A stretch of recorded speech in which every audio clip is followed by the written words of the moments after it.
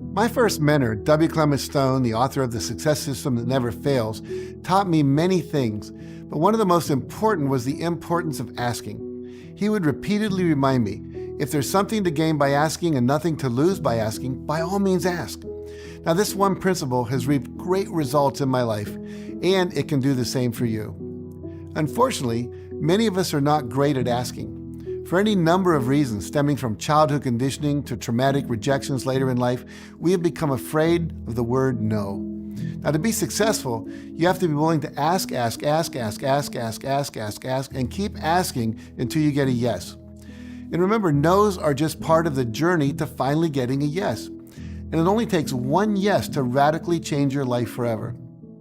When Mark Victor Hansen and I finished the first Chicken Soup for the Soul book, we flew to New York with our literary agent, Jeff Herman. We met with about 20 publishers over the course of 3 days, and none of them were interested in publishing our book. Collections of short stories don't sell, we were told. The title doesn't work. The stories are too Pollyanna, too nicey nice. Now later, we submitted the manuscript by mail to 20 more publishers, and they also said no. At that point, our agent gave us the book back and said he couldn't sell it. Now, of course, we were disappointed, but we never got discouraged. When the world said no, we said next. We continued to reach out to the publishers on our own. We also asked every member of our speaking and training audiences to fill out a commitment to buy form that we created, indicating how many copies they would commit to buy when the book was finally published.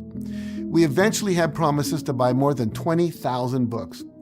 And armed with the copies of these forms and a backpack full of spiral-bound copies of our best 30 stories, we headed off to the American Booksellers Convention in Anaheim, California, where we walked the floor of the exhibit hall for 2 days, talking to one publisher after another about publishing our book.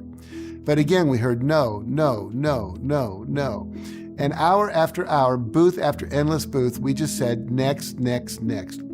It was at the very end of the second day, a very long day, a small publisher from Deerfield Beach, Florida, agreed to read the manuscript when they got back home.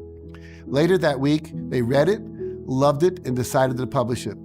And after more than 140 rejections, the book was finally published and went on to sell more than 10 million copies in 47 languages. And it launched a series of more than 300 books that has gone on to sell more than 500 million books worldwide and created a brand that's now worth more than $100 million. Now, those hundreds of necks have really paid off. You know, I love this quote from Barbara Kingsolver, the author of the Poisonwood Bible. This manuscript of yours that has just come back from another editor is a precious package. Don't consider it rejected. Consider that you've just addressed it to the editor who could appreciate my work, and it has just come back stamped, not at this address. Just keep looking for the right address. Now, in order to be successful, you have to reject rejection. Rejection doesn't mean no. It simply means not yet. It took us almost 2 years to get our book published and another 14 months before it got on the New York Times bestseller list. But once it did, it stayed in the #1 position for more than 3 years. So don't get discouraged when you get a no. Just keep asking. You have to accept that you may get a lot of no's on the way to a yes. Have you ever gone to a KFC restaurant? Now, when Colonel Harlan Sanders left his home armed only with a pressure cooker and his special recipe for cooking Southern fried chicken, he received more than 300 rejections. But he eventually found someone who believed in his dream. And today, because of his unwillingness to let the no's discourage him, there are now 5,200 KFC restaurants in the United States and more than 15,000 worldwide. Remember, if one person tells you no, ask someone else. And remember this phrase, SW, SW, SW, SW. It stands for some will, some won't, so what, someone's waiting. Some people are out there waiting to be asked, waiting to say yes. Now, along the way, you'll definitely get some no's. So what? Just keep taking action and making more requests. Several years ago, Sylvia Collins flew all the way from Australia to Santa Barbara, California to take one of my week-long Breakthrough to Success seminars where she learned about the power of asking. A year later, I received this letter from her. Quote, I have taken a detour in my career path and I'm now selling new developments on the Gold Coast with a company called Gold Coast Property. I work with a team of guys mostly in their 20s. The skills I've acquired through your seminars have helped me to perform and be an active part of a winning team. I must tell you how having self-esteem and not being afraid to ask has impacted this office.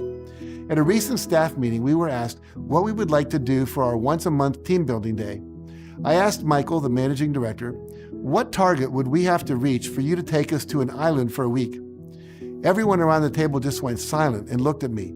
Obviously, it was out of everyone's comfort zone to ask such a thing. Michael looked around and then looked at me and said, well, if you reach, and then he set a financial target, I'll take the whole team, which was 10 of us, to the Great Barrier Reef. Well, the next month, we reached the target and off we went to Lady Elliot Island for 4 days. Airfares, accommodations, food, and activities, all paid for by the company.